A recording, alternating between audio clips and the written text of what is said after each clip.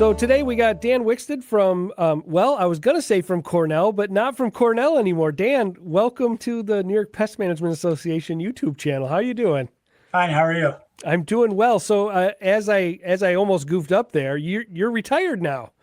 Yes. My last day on the payroll was August 6th, so freshly retired. Oh my goodness. And yet here we are, November 5th, you're going to be up here in Syracuse doing the same old thing. We're talking about pesticide safety and whatnot. So you're still obviously keeping active in retirement then.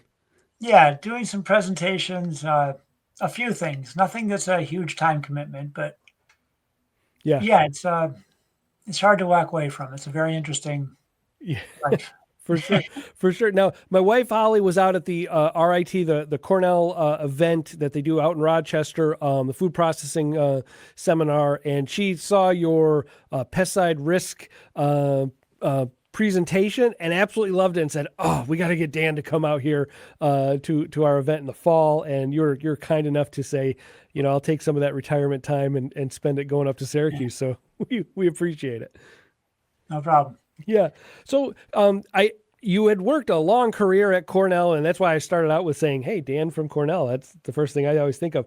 Can you tell us a little bit about your time at Cornell and the pesticide safety education program? And I know there's recently been some changes with that. So can you give us a briefing on that? Yeah, my role at the program primarily was to write the training manuals for applicator certification. Oh. And over time, I became involved with DC and helping write the exams as well. And I spent a lot of time developing and delivering training for anybody, applicators, other extension educators, wow, Master Gardener volunteers, regulators, school environmental safety staff, and the general public. So I had a lot of time doing outreach. And just recently, probably about 2 years ago, we merged with the New York State Integrated Pest Management Program. Sure. And so we're still I keep saying we. Yep. Hard habit to break. It's a hard habit to break. It's still its own entity, but within IPM. And so that helps a lot. First, we always collaborate with IPM, obviously, but it's really brought that much closer. Gives us more resources because they had a larger program. But we still hold our position that the pesticide safety education program does not make recommendations as far as what pesticide to use or how to control a pest. We just educate people and give them the information they need to make recommendations, make decisions on their own. If they ever ask, how do I control the brown band cockroach in this office space? We send them to Matt Fry or, Jody Gangloff-Kaufman and say they're the ones that do that. Okay. Yeah, so it's been good, I think, merging with IPM. Yeah, sure. Now, so you said writing some of the manuals. So like the category manuals that I have for 7A and category 7F and whatnot in our office, you had a hand in actually authoring those. Yeah, the 7A, the structural and rodent, I authored. I authored the termite manual, wood preservation, and I helped with the food processing manual. That was mainly Ron Gardner, but I helped out with that. Oh, and I should say, too, that the IPM program is now the Cornell Integrated Pest Management Program. They changed their name just as I was retiring, so I'm getting used to that change, too.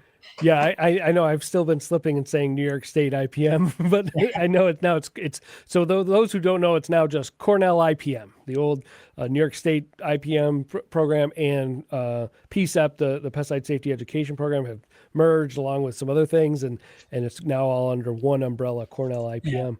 Yeah. So what originally drew you to pesticide safety as a field? Oh, it's kind of interesting.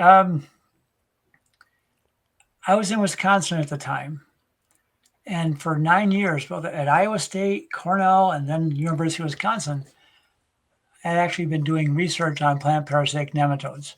Oh. And I'd gotten certified as an applicator at Cornell to do plot work using pesticides. But in all those positions, while I was doing research, there was also an extension component. talking to growers, Mm-hmm. Mm-hmm. and I came to realize I like the extension part a lot more than the research end. Okay. And I'd also become a fairly good writer and editor.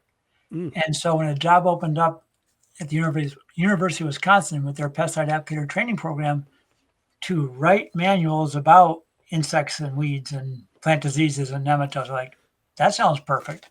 So I jumped at it, and that's how I got into it. So I was there 11 years before I came back to Cornell.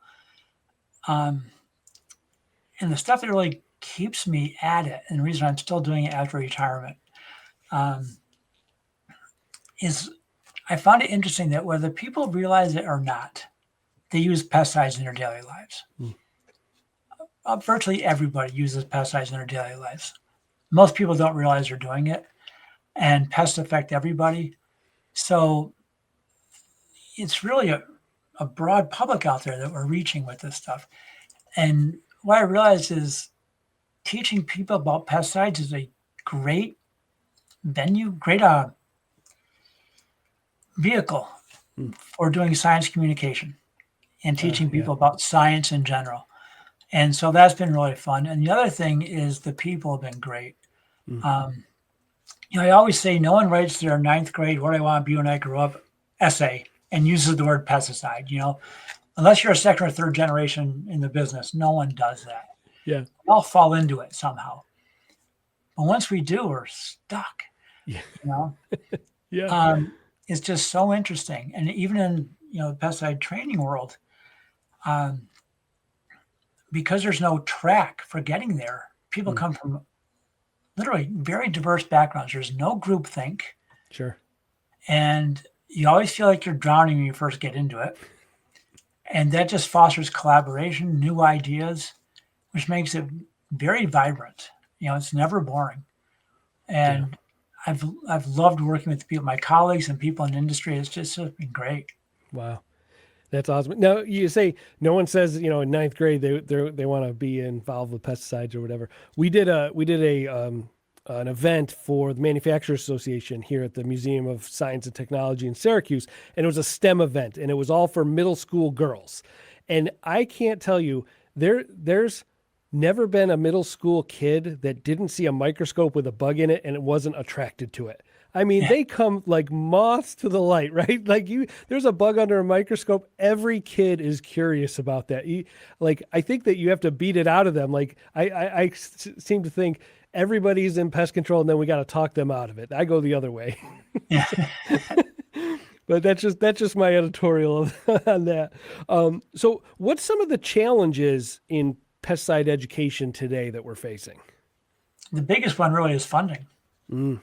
It honestly is. I mean, to give you an idea, when I started with Cornell in 2002, we had 4.5 FTEs doing pesticide safety education in the program. Now that I've retired, there's 0.5. Oh my goodness.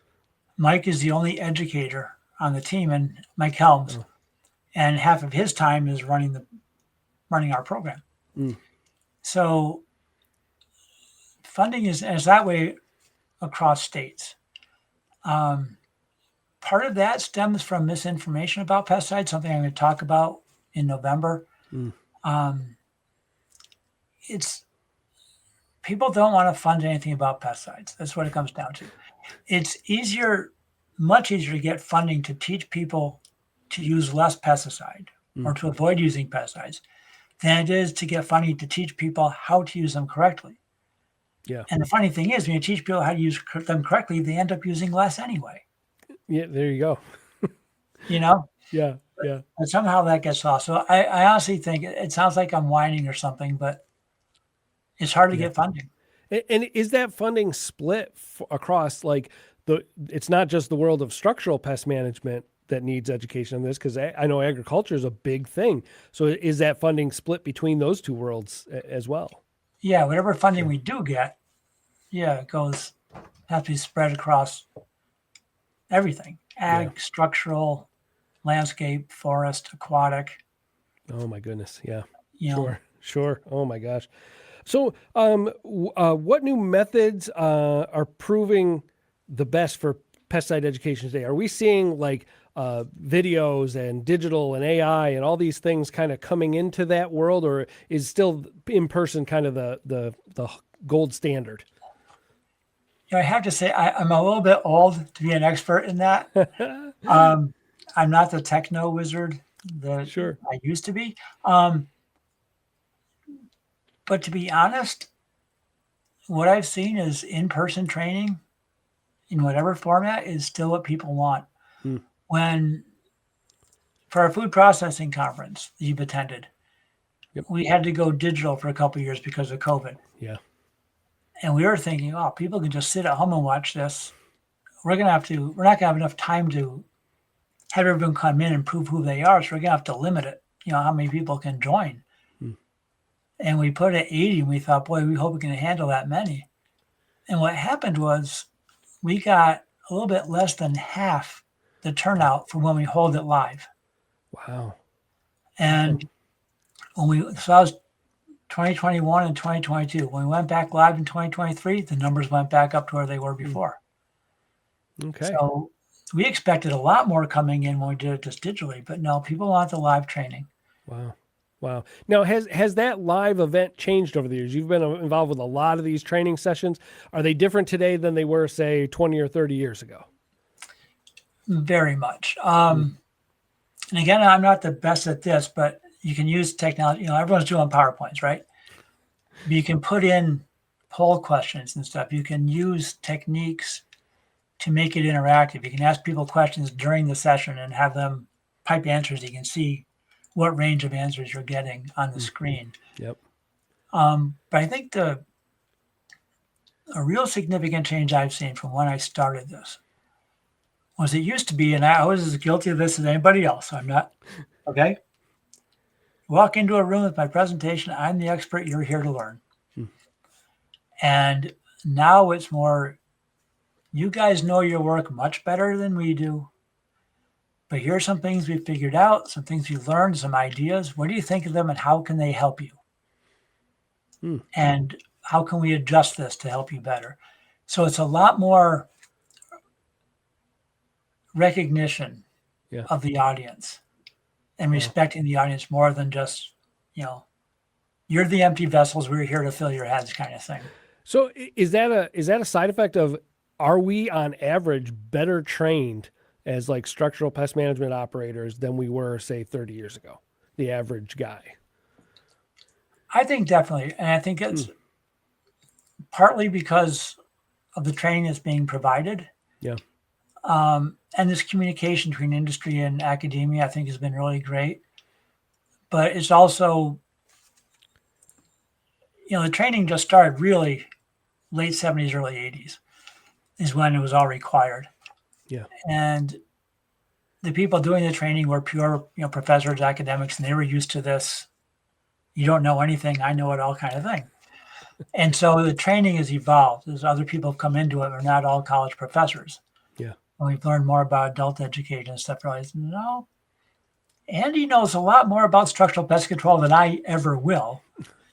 The best I can do is sort of give him some new techniques and ideas for how that might work with, the work he's doing. Yeah. And I think that's a big part of it. Yeah, that's interesting. I never really thought about that.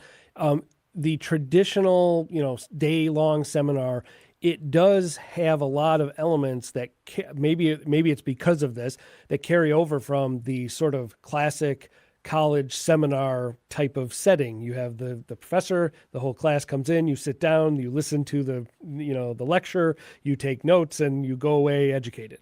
Like that's pretty much, how, and maybe that comes from those roots early on. Yeah, I think it definitely does. Wow, that's neat. Okay, very cool. If you could like redesign or change something about how we're training pesticide safety today, what would it be? What would we be doing differently? The first thing I would focus on, honestly, I brought this up at the meetings we had at the IPM program, is teach academics, regulators, and industry the ins and outs of science communication and risk communication. Okay, you can't give people facts and expect it to change their behavior. Sure. or to have them accept what you're suggesting is the best approach. Mm. And that, again, that's part of what I'll talk about on, in November. Yep. So I think how we communicate really matters. There's a lot of misinformation and disinformation out there about pesticides. I mean, I've been doing pesticide safety education for over 30 years. Okay. Yeah. Pesticides pose risks. Sure. There's no question. And you have to use them properly and take all the proper precautions and all that. But the way we've communicated that hasn't been great. And so I think if you're going to try to convince someone, yes, you have a problem in your house and we need to use this product as well as bing, bing, bing. If the customer says, no, you're not going to use that, you don't really have much of a choice, right? Yep. So I honestly think teaching people how to communicate with customers and the public is critical because we know a lot. The technology is there. We know the behavior of the pests. Yep. We know what we can do to stop them or at least, keep them in bay. But communicating that to people and having them let us do it, including you got to pay us to do this work kind of thing. I think that I would focus on that because people aren't trained, even scientists. You can get your PhD and you haven't had an hour's training in science communication. Yeah. Yeah. Wow. That's a great point. What's been the most rewarding thing at your time working in New York at Cornell? I don't think I can say it's one thing. So I'm going to say a few things. I've been very lucky at Cornell. I've been given a lot of leeway to do things. So I've been involved in national trainings for how to develop manuals and exams, along with primarily a colleague at Purdue, Drew Martin, but other colleagues as well. I've been involved in trainings for hundreds of our colleagues across the country, both in extension and in the regulatory side. And the idea is the manual should reflect the job that's being done. It used to be, and this is the way I started, Dan, you have to write the structural pest control manual for Wisconsin. Okay. I'd write it. I didn't talk to a single applicator about what they actually do on the job, right? Yeah. And then the test was just someone over at the regulatory agency would say, okay, I got to write a test. And they'd spell out some questions, and that was it. And now we're interviewing applicators first to make sure we understand what's done on the job so the training reflects that. And we've taught people how to write good exams because it's very important. Two things we want to avoid is writing an exam that's so bad that someone who's unqualified is now certified Sure. to walk into a school and spray pesticides. And the other thing we want to avoid is writing an exam that's so bad that someone who's well qualified is denied their career choice because they failed the exam. Sure. And so there's a lot more effort put into writing good exams. So that's a big part. The other two things, I think the food processing and structural pest management workshop was really great. I've gotten a lot of compliments on that. And then one thing I'm doing post-retirement still is after years of trying, I succeeded in getting a national committee put together looking at how we can provide training and certification for people who don't speak English. Yeah. And Spanish is the main language being requested. A lot of people think, well, just translate the manual, translate the exam, boom. But there's no pre-certification training in Spanish. There's no recertification training in Spanish. And what we've found is by looking at in this new lens, looking at training for Spanish, we found things we're doing wrong with English speakers to begin with. Okay. Okay, I'll give you a quick example.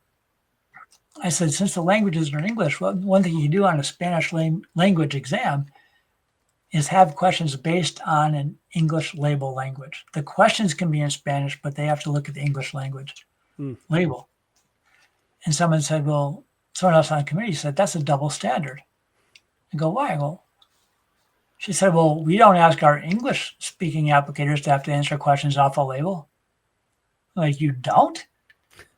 And she goes, oh, that's a problem, isn't it? I go, that's the main thing they have to do is read a label. And so And that's just one example of ways where states are finding ways to improve what they're doing in manuals and exams because we're looking at doing it in Spanish. So it's very interesting. Wow. Wow. Now, a lot of especially the smaller companies, they'll have a lot of training that they do in-house. Is there anything from somebody that has a lot of experience as a pesticide educator? Is there some tips you could give to those small operators on how they can do better, with their in-house training programs? Is this training geared toward getting someone certified or just after someone's been certified? I think it's all of it. I know for us, we do ongoing training of our procedures and protocols. Some of our certification training, will happen through, Cornell and at events like this and whatnot. But then we'll have sort of our in-house stuff that we develop ourselves. And if there's anything that we can do better, I want to hear about it. Make it learner focused. Ask your people, what issues you coming across on the job. And let them be honest, and find out where they're seeing issues and try to work on that. Another thing going back to is communication. Really stress about how important it is to communicate well with the people they're serving, and also, the neighbor comes over and says, "What are you doing?" Yep. Because that's kind of tricky. Because one thing you got to have that customer confidentiality, right? Sure. But at the same time, you want to allay any fears, or at the same time, maybe drum up a little business with the neighbor kind of thing. So I think, again, we have the technology and the knowledge about the pest down pretty well. We're always learning, always getting better. I think that communication side and understanding what your technicians are up against when they're out in the field. Yeah. And asking them, okay, what are you having problems with? Yep. And what can we do to help you fix them? That's where I would go with it. Right. Oh, awesome stuff. So a couple final things. One, if on November 5th, we're going to be doing this event up here. We got a whole roster of CEU classes. Dan's going to be doing an awesome presentation on pesticide and risk. That's an encore presentation post-retirement. So that's we're bringing you back onto the stage, Right. after the show. So if you're up this way, I have several 7A, 7F category manuals. Would you autograph them for me? Would you sign them? Sure. $20 an autograph. Awesome. All right. So Dan will be selling autographs at the show too. It's he's retired. You got to do something to supplement that income, whatever you got to do. So Dan, it was great talking to you, and I can't wait to see you up this way on November 5th. Okay, thanks, Andy. I really appreciate it.